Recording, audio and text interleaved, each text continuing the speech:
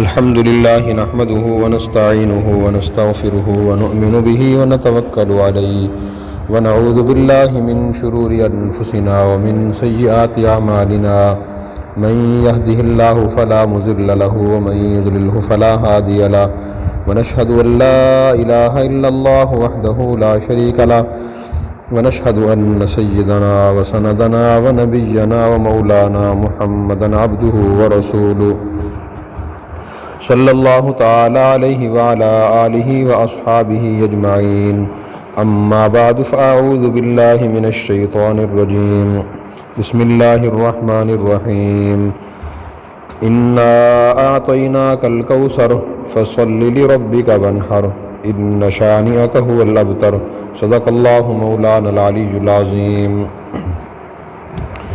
آج ذی قعدہ کی 19 تاریخ ہے اور اگلا مہینہ ذی الحجہ کا ہے۔ ذی الحجہ کے مہینے میں 2 اہم عبادات انجام دی جاتی ہیں، ایک قربانی، دوسرا حج۔ چونکہ ذی قعدہ کے مہینے میں ہی مسلمان قربانی کا جانور خریدنا شروع کر دیتے ہیں، اس لیے آج خیال ہوا کہ قربانی کے بارے میں کچھ باتیں عرض کی جائیں۔ سورہ کوثر اکثر مسلمانوں کو یاد ہوتی ہے، میں اس کو پڑھ بھی دیتا ہوں، اس کا ترجمہ بھی کر دیتا ہوں۔ اللہ تعالیٰ نے نبی کریم صلی اللہ علیہ وسلم کو ارشاد فرمایا، انا اعطیناک الکوثر، بے شک ہم نے آپ کو کوثر عطا کی، فصلی لربک وانحر، تو اپنے رب کے لیے نماز پڑھیے اور قربانی کیجیے، ان شانئک هو الابتر، بے شک آپ کا دشمن ہی بے نام و نشان ہو جائے گا۔ تو اس کی دوسری آیت میں اللہ تعالیٰ نے 2 حکم دیے، ایک حکم یہ دیے کہ فصلی، نماز پڑھیے، دوسرا حکم دیے کہ وانحر، قربانی کیجیے۔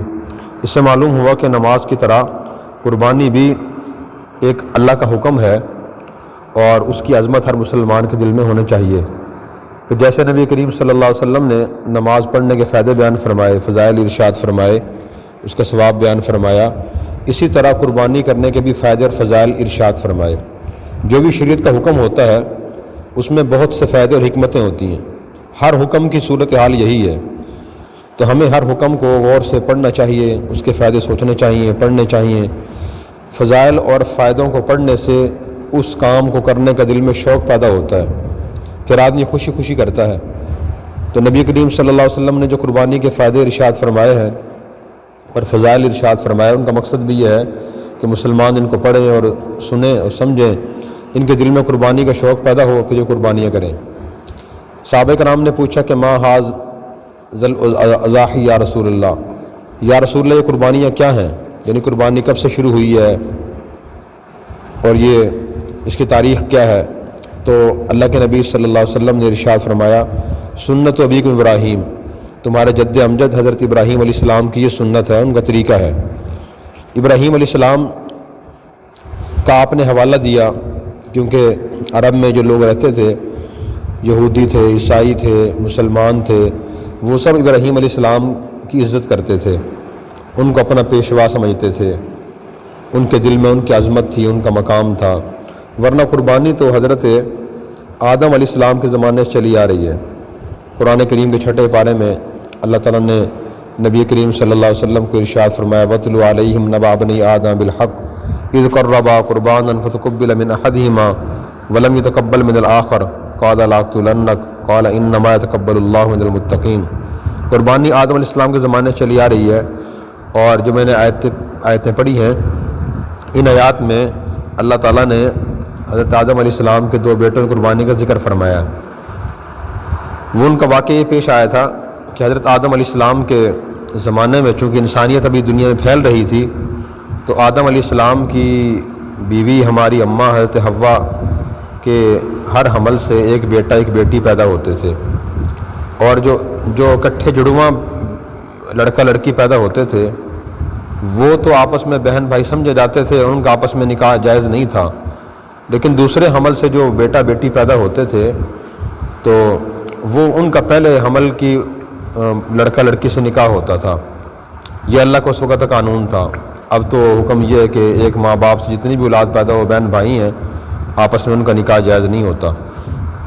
تو اس وقت چونکہ آدم اور حوا علیہ السلام ہی تھے، علیہ السلام انہی کی اولاد تھی، تو انسانیت کو بڑھانا بھی تھا، نسل آگے چلانی تھی، انسانیت کو پھیلانا تھا۔ اس وقت یہی طریقہ تھا کہ آپس میں وہ دوسرے بہن بھائی سے نکاح کر سکتے ہیں۔ تو حضرت آدم علیہ السلام کے ایک بیٹے کا نام حابیل تھا، دوسرے کا نام قابیل تھا۔ تو قابیل کی بہن کا نکاح حابیل سے ہونا تھا، حابیل کی بہن کا نکاح قابیل سے ہونا تھا۔ لیکن قابیل کے ساتھ جو بہن پیدا ہوئی وہ خوبصورت تھی، تو قابیل نے کہا میں اپنی بہن سے نکاح کروں گا۔ آدم علیہ السلام نے سمجھایا کہ بھائی آپ کا نکاح تو حابیل کی بہن سے ہوگا، یہ اللہ کا قانون ہے۔ اس نے کہا کہ نہیں، میں تو اپنی بہن سے کروں گا، حابیل کی بہن خوبصورت نہیں ہے۔ چنانچہ ان میں اختلاف ہوا۔ اور یہ اختلاف کیوں ہوا؟ اس لیے کہ اکثر آدمی خوبصورتی کو دیکھتا ہے، اپنی خواہش کو دیکھتا ہے، اللہ اور اللہ کے رسول کی تعلیمات کو نہیں دیکھتا۔ شروع سے یہ کمزوری چلی آ رہی ہے انسان میں، یہ دیکھتا ہے مجھے مزہ کس کام میں آتا ہے، مجھے کون سی چیز اچھی لگتی ہے، جو چیز اچھی لگتی ہے، اس سے مزہ آتا ہے، انسان وہ کام کرنے کی کوشش کرتا ہے۔ اکثریت ایسی ہے، انہیں سمجھاؤ کہ جی اللہ نے منع کیا ہے، اللہ کے رسول نے اس کام سے منع کیا ہے، تو اکثر انسان مانتے نہیں ہیں، بہت کم لوگ اس بات کو تسلیم کرتے ہیں۔ تو آدم علیہ السلام نے پھر آخری طریقہ ان کو سمجھانے کا اختیار فرمایا، قابیل اور حابیل سے فرمایا کہ تم دونوں قربانی کرو، اور جس کی قربانی اللہ کے یہاں قبول ہو گئی اس کا مطلب یہ ہوگا کہ وہ صحیح طریقے پر ہے، اس کی بات صحیح ہے۔ جس کی قبول نہ ہوئی وہ غلط طریقے پہ ہے، اس کی بات صحیح نہیں ہے، اسے اپنی بات چھوڑ دینی چاہیے۔ چنانچہ حابیل جرواہا تھا، اس نے کوئی دمبا یا گھٹا یا بکرا قربان کیا اور میدان میں یا پہاڑ پر رکھ دیا۔ اس وقت یہ حکم ہوتا تھا کہ جو چیز اللہ کے نام پہ دی جائے وہ پہاڑ پہ رکھ دی جائے یا میدان میں رکھ دی جائے۔ اور جو قابیل تھا وہ کاشتکار تھا، اس نے تھوڑے سے گندم یا جو وغیرہ لے کر پہاڑ پر رکھ دیے یا میدان میں رکھ دیے۔ تو اللہ کی طرف سے قربانی قبول ہونے کا طریقہ اس وقت یہ تھا کہ آسمان سے آگ آتی تھی اور اس قربانی کو جلا دیتی تھی، یہ اس بات کی علامت تھی کہ کسی قربانی اللہ کے یہاں قبول ہو گئی۔ چنانچہ حابیل کی گھٹے یا دمبے کو آگ نے جلا دیا اور قابیل کی جو چیز تھی وہ رکھی رہی ایسے ہی۔ اب یہ بھی اللہ کی طرف سے فیصلہ ہو گیا کہ حابیل حق پر ہے، قابیل غلطی پر ہے، لیکن قربانی اس طرح ہوئی۔ لیکن پھر بھی قابیل نے حابیل سے کہا کہ لاقتلنک، میں تجھے قتل کروں گا، تم میرے راستے میں رکاوٹ ہو، میرا کام نہیں ہونے دیتے۔ تو حابیل نے کہا اگر تم مجھے قتل کرو گے بھی تو میں تمہیں کچھ نہیں کہوں گا۔ اور بات یہ ہے کہ اللہ تعالیٰ متقی اور پرہیزگار لوگوں کے اعمال قبول کرتے ہیں۔ میرا عمل درست تھا، اللہ نے قربانی قبول کر لی، تمہارا عمل درست نہیں، قربانی قبول نہ ہوئی۔ پھر قابیل نے حابیل کو قتل کر دیا، لمبا واقعہ ہے۔ تو قربانی اس وقت چلی آ رہی ہے۔ ابراہیم علیہ السلام نے اپنے بیٹے کی قربانی کی۔ سورہ یاسین کے بعد سورہ صافات ہے، اس سورہ صافات میں اس کا ذکر ہے کہ اللہ تعالیٰ نے ابراہیم علیہ السلام کو خواب دکھایا کہ آپ اپنے بیٹے اسماعیل کو ذبح کریں، اور 82 سال کی عمر میں، یعنی ابراہیم علیہ السلام کی عمر 82 سال تھی اس وقت اسماعیل علیہ السلام پیدا ہوئے تھے۔ جب وہ 10 سال کے ہوئے اور ابراہیم علیہ السلام 92 سال کے ہوئے تو اللہ تعالیٰ نے یہ حکم دیا کہ آپ بیٹے کو میرے نام پہ ذبح کریں، خواب دکھایا۔ نبی کا جو خواب ہوتا ہے وہ سچا ہوتا ہے، اس میں کوئی جھوٹ کا، غلطی کا امکان نہیں ہوتا۔ عام لوگوں کے جو خواب ہوتے ہیں وہ اکثر جھوٹے ہوتے، سچے نہیں ہوتے۔ اس لیے عام آدمی کو ذرا خواب کے پیچھے نہیں پڑنا چاہیے، بلکہ جو قرآن و سنت کی تعلیمات ہیں ان کی پیروی کرنی چاہیے۔ ابراہیم علیہ السلام نے پھر بیٹے سے پوچھا انی ارا اذبحک فی المنام انی فانظر ماذا تری، میرے بیٹے میں نے خود کو دیکھا ہے کہ میں آپ کو ذبح کر رہا ہوں، تو آپ بتائیں آپ کا کیا خیال ہے؟ تو اسماعیل علیہ السلام نے جواب دیا یا ابت افعل ما تؤمر ستجدنی ان شاء اللہ من الصابرین، اے ابا جان آپ کو جس کام کا حکم دیا گیا آپ اسے کیجئے، میں انشاءاللہ صبر کروں گا۔ اندازہ فرمائیں کہ اسماعیل علیہ السلام صرف 10 سال کے بچے تھے۔ 10 سال کے بچے کے پاس نہ زیادہ تعلیم ہوتی ہے، نہ شعور ہوتا ہے پورا، اور نہ کوئی دین سے خاص لگاؤ محبت ہوتا ہے عام طور پہ، لیکن چونکہ ابراہیم علیہ السلام کے بیٹے تھے ان کے ساتھ رہے، تو اچھے آدمی کے پاس، اچھے والدین کے پاس رہنے سے بھی انسان پہ ویسے ہی اثرات پڑتے ہیں جو والدین کے اثرات ہوں۔ تو اس سے بات سمجھ آتی ہے اگر والدین نیک ہوں تو اولاد خود بخود نیک بن جاتی ہے۔ اگر والدین نیک نہ ہوں، ان کے اعمال اچھے نہ ہوں، اخلاق اچھے نہ ہوں، نماز نہ پڑھتے ہوں، اپنی زبان کو صحیح استعمال نہ کرتے ہوں، عادتیں بری ہوں، پھر اولاد ویسی ہی بنتی ہے۔ اس لیے ماں باپ کے لیے بڑا ہمیں فکری ہے کہ اپنی اولاد کو درست کرنے کے لیے، ان کی عادتیں درست کرنے کے لیے خود کو ٹھیک کرنے کی کوشش کریں۔ انسان کہنے سننے سے کم سیکھتا ہے، دیکھنے سے ذرا سیکھتا ہے۔ جیسے وہ لوگوں کو دیکھتا ہے کہ وہ کیا کر رہے ہیں دائیں بائیں، میرے والدین کیا کر رہے ہیں، بہن بھائی کیا کر رہے ہیں، تو ویسے ہی انسان کرنے کی کوشش کرتا ہے۔ تو ابراہیم علیہ السلام کو اسماعیل علیہ السلام دیکھتے تھے، اللہ کی عبادت کرتے ہیں، اللہ کی بات مانتے ہیں، گھر میں اللہ کا ذکر ہوتا ہو کہ اللہ حکم پورے کرنے چاہیے، اللہ کی باتیں ماننی چاہیے، اور اللہ کے حکم کے سامنے اپنی رائے قربان کر دینی چاہیے۔ تو اس لیے اسماعیل علیہ السلام نے یہ بات کہی۔ ہمارے لحاظ سے تو بڑی عجیب بات ہے کہ 10 سال کا بچہ کہ مجھے ذبح کر دیں، لیکن نبی گھرانہ تھا، نبی کی صحبت کے اثرات تھے، اس لیے اسماعیل علیہ السلام نے یہ بات فرما دی کہ آپ مجھے ذبح کر دیں اللہ کے نام پہ، اور میں صبر کروں گا۔ آج چھوٹا بچہ 10 سال کا باپ کی بات نہیں مانتا، ماں باپ 10 مرتبہ ایک بات کہیں پھر بھی وہ بات نہیں مانتا۔ اس کی وجہ یہ ہے کہ خود ماں باپ اللہ رسول کی اکثر باتیں نہیں مانتے، دین کی باتیں نہیں مانتے، خود نیک نہیں ہوتے۔ اگر وہ نیک ہو جائیں، خاص طور پہ ماؤں کا نیک ہونا نہایت ضروری ہے، اس لیے بچے زیادہ وقت ماں کے پاس رہتے ہیں، باپ تو صبح چلا جاتا ہے اور شام کو آتا ہے۔ تو بہرحال اچھی صحبت کے اتنے اچھے اثرات ہوتے ہیں۔ تو اسماعیل علیہ السلام کو ابراہیم علیہ السلام مینا کے میدان میں لے گئے اور وہاں ذبح کرنے کی کوشش کی، تو اللہ تعالیٰ نے حضرت جبرائیل علیہ السلام کو بھیجا کہ جاؤ ایک جانور مینڈا لے جاؤ، اسماعیل کو چھری کے نیچے سے نکال لو، مینڈا وہاں رکھ دو۔ چنانچہ اللہ تعالیٰ خود فرماتے ہیں فَدَيْنَاهُ بِذِبْحٍ عَظِيمٍ، ہم نے بدلے میں ایک عظیم ذبیحہ دیا، مینڈا تھا۔ تو اس طرح ابراہیم علیہ السلام نے قربانی کی مینڈے کی، تو اللہ تعالیٰ کو ابراہیم علیہ السلام کی قربانی اتنی پسند آئی کہ اللہ تعالیٰ نے بعد کے مسلمانوں کو فرما دیا کہ تم بھی قربانی کیا کرو۔ قربانی کرنے کے بڑے فوائد ہیں۔ ایک تو یہ ابراہیم علیہ السلام کی سنت ہے، اللہ کے اتنے بڑے پیغمبر کی سنت، جو کام پیغمبر نے کیا ہمیں کرنے کی توفیق ہو جائے، یہ بڑی عظیم سعادت ہے۔ اور اسی طرح دوسرا فائدہ اس کا یہ ہے کہ نبی کریم صلی اللہ علیہ وسلم صحابہ نے پوچھا کہ یا رسول اللہ قربانی کرنے سے ہمیں کیا ملتا ہے؟ تو آپ نے ارشاد فرمایا کہ قربانی کے جانور کے ہر بال کے بدلے میں اللہ قربانی کرنے والے کو نیکی عطا فرماتے ہیں۔ اور قربانی کا کوئی چھوٹا جانور بھی کیوں نہ ہو، گھٹا، دمبا، بکرا، اس کے جسم پہ اتنے بال ہوتے ہیں کہ انسان انہیں شمار نہیں کر سکتا، اللہ ہی شمار کر سکتے ہیں، اللہ ہی جانتے ہیں کتنے بال ہوتے ہیں۔ تو ہر بال کے بدلے میں انسان کو ایک نیکی ملتی ہے۔ اگر یہ کہا جائے تو جھوٹ نہیں ہوگا کہ شاید لاکھوں بال ہوتے ہیں قربانی کے جانور کے جسم پہ، اتنے بال ہوتے ہیں۔ تو اس لیے ہمیں قربانی خوش دلی سے کرنی چاہیے۔ جب قربانی کریں تو اس وقت ایک تو یہ ذہن میں ہو کہ حضرت ابراہیم علیہ السلام اور انبیاء علیہ السلام کی سنت ہے، نبیوں نے یہ کام کیا ہے، میں بھی انہی کی اتباع میں کر رہا ہوں۔ دوسرا یہ کہ قربانی کے جانور کے ہر بال کے بدلے میں ایک نیکی ملے گی۔ ایک اور حدیث میں آتا ہے کہ تم قربانی خوشی سے کیا کرو، قیامت کے دن اللہ تعالیٰ قربانی کے جانور کو اس کے کھروں سینگوں سمیت لائیں گے اور لا کر جس ترازو میں مسلمان کی نیکیاں رکھی ہوں گی اس میں رکھیں گے، اور اس کا وزن کیا جائے گا۔ اللہ اکبر، کتنی عظیم نیکی ہے یہ۔ اگر ایک مسلمان نے زندگی میں 15 جانور قربان کیے، 15 قربانیاں کی، 20 قربانیاں کی، تو اندازہ کریں کہ اس کے نیک اعمال کے ترازو میں، پلڑے میں 15-20 جانور رکھے ہوں، کتنا وزنی ہو جائے گا وہ۔ تو یہ بھی ذہن میں ہمارے خیال ہونا چاہیے۔ اسی طرح نبی کریم صلی اللہ علیہ وسلم نے یہ بھی فرمایا کہ قربانی کے دنوں میں اللہ تعالیٰ کے ہاں سب سے پسندیدہ عمل قربانی کے جانور کو قربان کرنا ہوتا ہے۔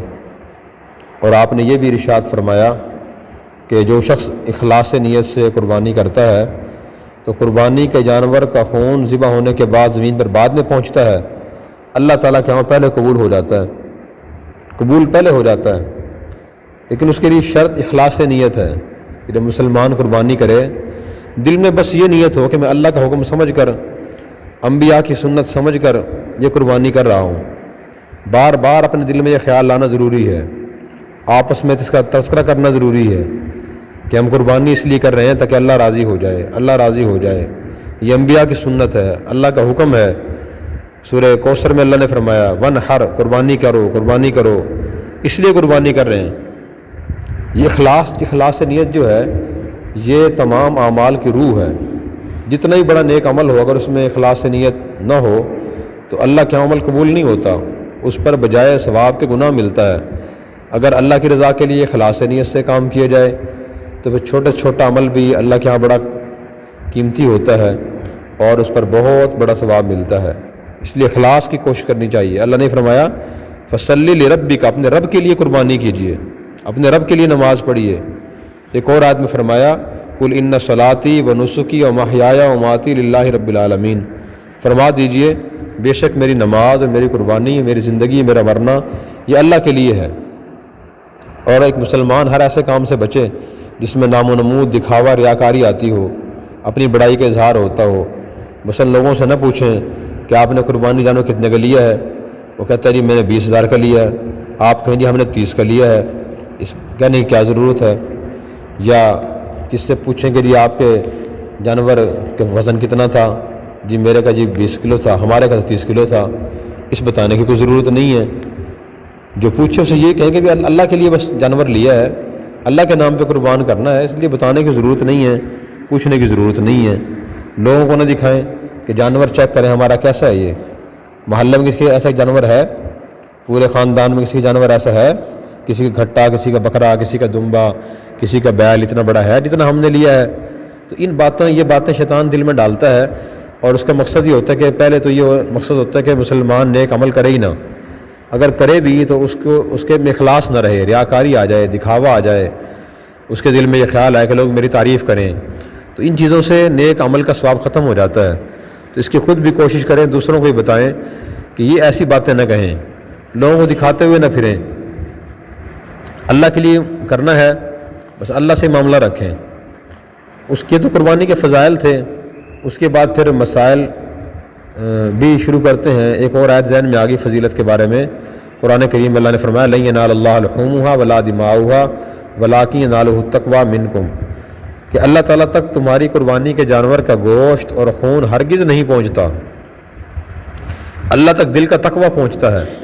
اللہ یہ نہیں دیکھتے کہ اس نے جانور کیسا قربان کیا ہے، 1 لاکھ والا تھا یا 50,000 والا تھا یا 20,000 والا تھا، اس کا گوشت کتنا تھا، اللہ یہ نہیں دیکھتے، نہ خون دیکھتے ہیں نہ گوشت دیکھتے ہیں، اللہ دل کا تقوی دیکھتے ہیں، کس نے قربانی کس نیت سے کی ہے، اس کے دل میں نیت کیا تھی، ارادہ کیا تھا، خیال کیا تھا۔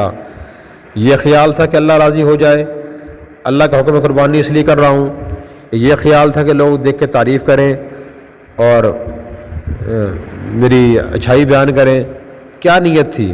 اللہ نیت کو دیکھ کے فیصلہ کرتے ہیں، اس لیے نیت پہ سارا دار و مدار ہے۔ انسان کوشش کرے کہ نیت اپنی اچھی رکھے۔ اس کے بعد مسائل ہیں۔ قربانی واجب کس پہ ہوتی ہے؟ قربانی ہر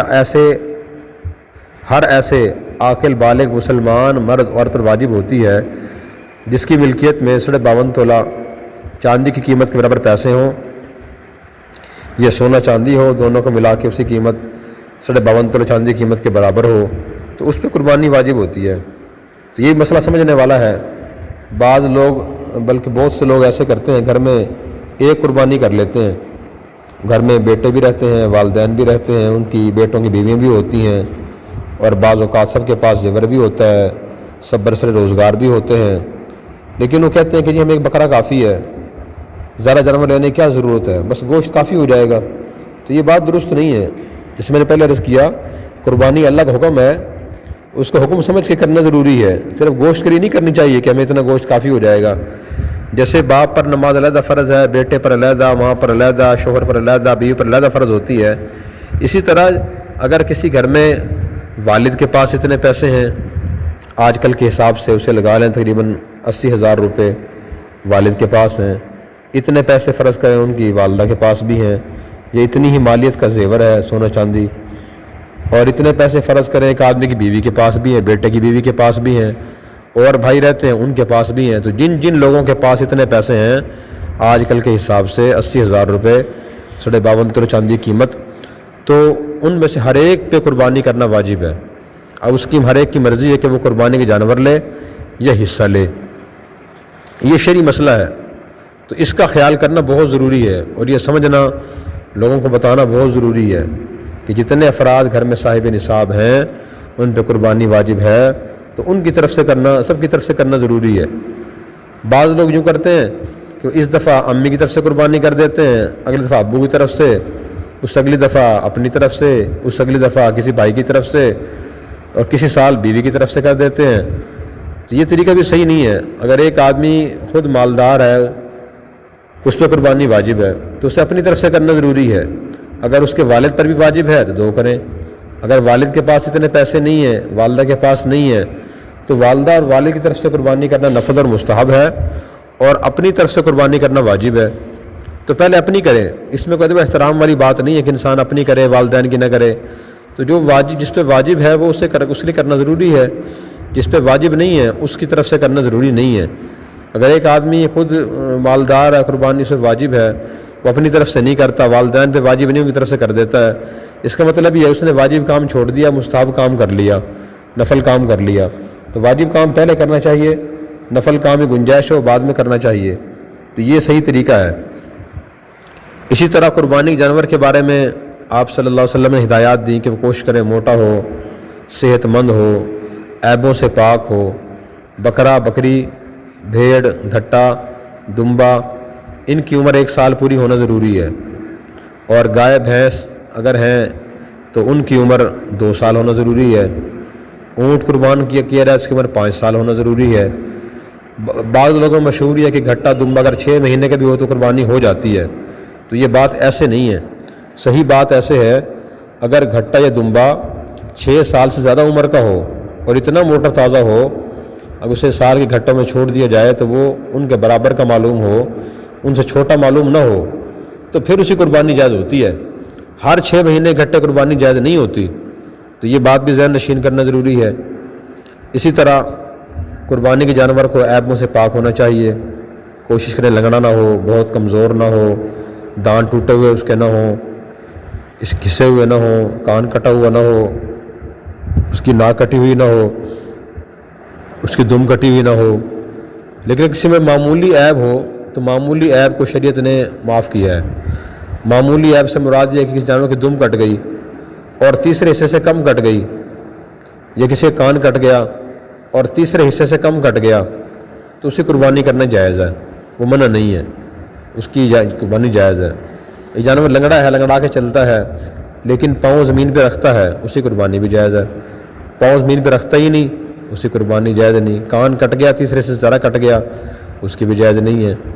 ایسا کوئی مسئلہ ہو کسی عالم کو دکھا دینا چاہیے کہ دیکھیں آپ فیصلہ کریں کہ کان کتنا کٹا ہوا ہے، تیسرا حصہ کٹا ہوا ہے، اس سے کم ذرا کٹا ہوا ہے، دم کتنی کٹی ہوئی ہے، تو اس کو دکھا کے ان سے فیصلہ کرائیں کہ آپ فیصلہ کریں، اور مسائل پوچھنے کی عادت ڈالیں۔ جب بھی کوئی مسئلہ ذہن میں آئے تو فوراً پوچھ لینا چاہیے۔ اکثر مسلمان پوچھتے ہی نہیں، وہ کہتے ہیں جی اللہ قبول کرنے والا ہے، بس ٹھیک ہے ایسے ہی۔ تو یہ بات درست نہیں ہے۔ اللہ نے اپنے مسائل اتارے ہیں، نبی پاک کی حدیث دنیا میں ہیں، وہ نبی پاک حدیث لیے چھوڑے گئے ہیں تاکہ آپ لوگوں کو بتائیں عمل کیسے کرنا ہے، کون سا کام جائز ہے، کون سا کام ناجائز ہے، صحیح طریقہ کون سا ہے، غلط طریقہ کون سا ہے۔ تو اس لیے پوچھ کے شریعت کے مطابق کام کرنے کی کوشش کرنی چاہیے۔ جیسے ہم نماز پڑھتے ہیں شریعت کے مطابق، کوئی آدمی بغیر وضو کے نماز نہیں پڑھتا، یہ اسی طرح قبلہ رخ سے ہٹ کے نماز نہیں پڑھتا۔ مسئلہ ہے قبلہ رخ ہونا ضروری ہے، وضو ہونا ضروری ہے، نماز کا وقت ہونا ضروری ہے۔ اب دیکھیں جیسے ہم نماز کے مسائل کا خیال کرتے ہیں اور کوشش کرتے ہیں نماز دین کے مطابق پڑھیں، تو اسی طرح قربانی اور دوسرے کام بھی کوشش کرنی چاہیے کہ وہ دین کے مطابق انجام دیں۔ اسی طرح قربانی کے جانور کے بارے میں افضل یہ ہے کہ اس کے گوشت کے 3 حصے کیے جائیں، ایک حصہ اپنے گھر والوں کے لیے، دوسرا حصہ رشتہ داروں کے لیے، اور تیسرا حصہ غریب مسلمانوں کے لیے جنہوں نے قربانی نہیں کی ہوتی، خاص طور پہ ان کے لیے تیسرا حصہ ہونا چاہیے۔ یہ افضل طریقہ ہے۔ کسی کے گھر والے اگر زیادہ ہیں اور وہ خود غریب ہیں، افراد زیادہ ہیں، اگر وہ خود ہی قربانی گوشت استعمال کر لیں تو یہ بھی جائز ہے، کہ منع نہیں ہے، حرام نہیں ہے، لیکن بہتر طریقہ پہلے والا ہی ہے۔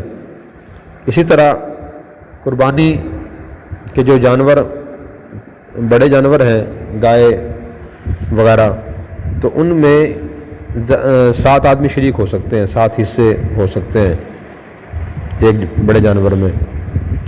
7 سے زیادہ نہیں ہو سکتے، 8 نہیں ہو سکتے، 9 نہیں ہو سکتے، اور 7 سے کم جتنے چاہیں ہو سکتے ہیں. ایک گائے 3 آدمی قربان کر لیں، 3 جگہ قیمت تقسیم کریں کہ 3 جگہ گوشت تقسیم کر لیں، جائز ہے. 4 آدمی کر لیں، 5 کر لیں، 6 کر لیں، 2 کر لیں، یہ بھی جائز ہے. اسی طرح قربانی کے جانور میں عقیقہ بھی ہو سکتا ہے. کسی کو اللہ نے گنجائش دی ہے اور وہ ایک اپنی گائے لے کے قربان کرنا چاہتا ہے، اپنے گھر کے 2-3 حصے ہیں، بچوں کے عقیقے نہیں ہوئے تو عقیقہ کر دیں، بیٹے کی طرف سے 2 حصے اور بیٹی کی طرف سے 1 حصہ. یہ کرنا بھی جائز ہے، کرنا چاہیے. اسی طرح قربانی کے جانور کے بارے میں ایک مسئلہ یہ بھی ہے کہ دانت ٹوٹنا عمر پوری ہونے کی علامت ہے. جس بکرے گھٹے کی عمر 1 سال پوری ہو جاتی ہے اس کو دانت ٹوٹ جاتا ہے. گائے کی عمر 2 سال ہو تو دانت ٹوٹ جاتا ہے. یہ اکثر ایسا ہوتا ہے، دانت بھی چیک کرنے چاہیے. لیکن بعض اوقات کسی وجہ سے دانت ٹوٹتا نہیں، عمر پوری ہو جاتی ہے. کہ جانور کے بارے میں شک ہو کہ اس کی عمر پوری ہوئی یا نہیں ہوئی، لیکن فروخت کرنے والا کہتا ہے عمر پوری ہے لیکن دانت نہیں ٹوٹے، تو اس کے بارے میں صحیح طریقہ یہ ہے کسی 2-3 تجربہ کار لوگوں کو دکھا لیں کہ دیکھیں کس کی عمر کتنی لگتی ہے. اگر اس کی عمر معلوم ہوتی ہے کہ وہ 1 سال ہے یا 2 سال ہے تو پھر قربانی کرنا جائز ہے. دانت ٹوٹنا پھر ضروری نہیں ہے. اگر وہ کہیں کہ عمر پوری معلوم نہیں ہوتی پھر قربانی نہیں کرنی چاہیے. یہ قربانی کے مسائل ہیں. تو 2-3 مسائل میں اور عرض کر دیتا ہوں. ایک تو مسئلہ یہ ہے کہ عید الاضحیٰ یعنی ذی الحجہ کا چاند نظر آنے کے بعد جس نے قربانی کرنی ہو اس کے لیے ناخن اور بال نہ کاٹنا مستحب ہے. اگر کوئی نہیں کاٹے گا اسے ثواب ملے گا. مستحب کا مطلب یہ ہوتا ہے کہ کام وہ آدمی کر لے جو شریعت نے حکم دیا ہے اس کے مطابق عمل کر لے، ثواب ملتا ہے. نہ کرے تو گناہ نہیں ہوتا. یہ بات ذہن میں رکھیں. تو جس نے قربانی کرنی ہو اگر وہ ناخن اور بال نہیں کاٹے قربانی سے پہلے تو اس کو اللہ تعالیٰ ثواب عطا فرمائیں گے. اگر کوئی آدمی ناخن اور بال کاٹ لے تو گناہ نہیں ہوگا. لوگوں میں غلط بات مشہور ہے کہ جی چاند نظر آنے کے بعد بال اور ناخن کاٹنا جائز ہی نہیں ہے. جو کاٹ رہا ہو تو اس کو لوگ منع کر رہے ہوتے ہیں کہ آپ غلط کر رہے ہو نہ کرو، گناہ ملے گا. تو ایسا نہیں ہے. شریعت نے جس حکم کی جتنی اہمیت بیان کی ہے اسے ہم ویسے ہی رکھیں. شریعت نے مستحب رکھا ہے، اس کو ہم بھی مستحب ہی سمجھیں. اور میں نے مستحب کا مطلب بیان کر دیا، کر لے ثواب، نہ کرے گناہ نہیں ہوگا. تو ایک تو یہ بات ذہن میں ہونی چاہیے. اور اسی طرح قربانی کی پوری کوشش کرنی چاہیے. جن لوگوں پر گنجائش ہو، استطاعت ہو، وہ قربانی کرنے کی پوری کوشش کریں. اللہ کے نام پہ مال لگانے سے، خرچ کرنے سے اللہ مزید عطا فرماتے ہیں. اور اس وجہ سے انسان اپنے رشتہ داروں کو بھی سال میں 1 مرتبہ گوشت بھیج دیتا ہے، خود بھی استعمال کر لیتا ہے، ایک سنت عمل میں انسان شریک ہو جاتا ہے. تو یہ فوائد ہیں. اسی طرح ایک اہم مسئلہ قربانی کے بارے میں یہ ہے کہ بعض لوگوں میں قربانی واجب نہیں ہوتی اور ان کے پاس گنجائش بھی نہیں ہوتی. تو وہ لوگ صرف رسم کی وجہ سے قربانی کرتے ہیں کہ قربانی نہ کریں تو لوگ کیا کہیں گے کہ پچھلے سال اس نے قربانی کی تھی، اس دفعہ قربانی کیوں نہیں کر رہے. بعض گھر والے یعنی ایک آدمی کی بیوی، اس کی اولاد مجبور کرتی ہے ابو قربانی کریں. والد صاحب کہتے ہیں گنجائش نہیں ہے، قرض لے لیں، کوئی بات نہیں، لے لیں. یہ طریقہ بھی شرعی لحاظ سے ٹھیک نہیں ہے. تو اس کی وجہ یہ ہے کہ شریعت میں بڑی آسانیاں ہیں. اب دیکھیں اللہ تعالیٰ نے زکوٰۃ ہر ایک پر فرض نہیں کی، حج ہر ایک پر فرض نہیں کیا، بلکہ یہ فرمایا جس میں استطاعت ہو، گنجائش ہو وہ کرے. جس میں استطاعت گنجائش نہیں ہے اور وہ نہیں کر سکتا تو وہ نہ کرے. خاص طور پہ وہ آدمی جو مقروض ہے، کیونکہ اب مہنگائی اس سال بہت زیادہ بڑھ چکی ہے. تو جن لوگوں میں گنجائش ہے ان کو تو لازمی کرنی چاہیے. جن لوگوں کے پاس گنجائش نہیں ہے تو وہ صرف لوگوں کے دکھانے کے لیے کہ لوگ یہ کہیں کہ جی قربانی انہوں نے بھی کی ہے، یا قربانی نہ کریں تو لوگ کیا کہیں گے انہوں نے قربانی نہیں کی، یا اس لیے قربانی کرنا کہ اپنے گھر کا گوشت ہو جائے گا. تو اس نیت سے اگر گنجائش نہ ہو قربانی نہیں کرنی چاہیے. اور اگر ایسا آدمی مقروض ہے اور لوگ اس سے اپنے قرض کا مطالبہ کر رہے ہیں ہمارا قرض دو تو پھر اسے چاہیے کہ وہ قربانی کرنے کے بجائے لوگوں قرض ادا کرے اور اپنے گھروں میں جا کے اس بات کی تلقین کریں اور اپنی اولاد کو بھی سمجھائیں. اگر کہ ایسی اولاد یا عورت اپنے شوہر کو مجبور کرتی ہے، اپنے والد کو اولاد مجبور کرتی ہے، اس کے پاس گنجائش نہیں ہے اور مقروض ہے، تو سب مل کے انہیں یہی کہیں کہ آپ پہلے قرض ادا کریں اگر اس طرح قربانی گنجائش ہے نہیں ہے تو نہ کریں، ہم خوش ہیں، تو ہم اپنا مزاج بنانا چاہیے شریعت کے مطابق۔ اپنی مرضی سے کوئی کام ایک مسلمان کو نہیں کرنا چاہیے، بلکہ شریعت کے مطابق کام کرنے کی کوشش کرنی چاہیے۔ اللہ تعالیٰ مجھے اور آپ کو ان باتوں پر اخلاص سے نیت سے عمل کرنے کی توفیق عطا فرمائے۔ وآخر دعوانا الحمدللہ رب العالمین۔ Subscribe now and press the bell icon. Never miss an update.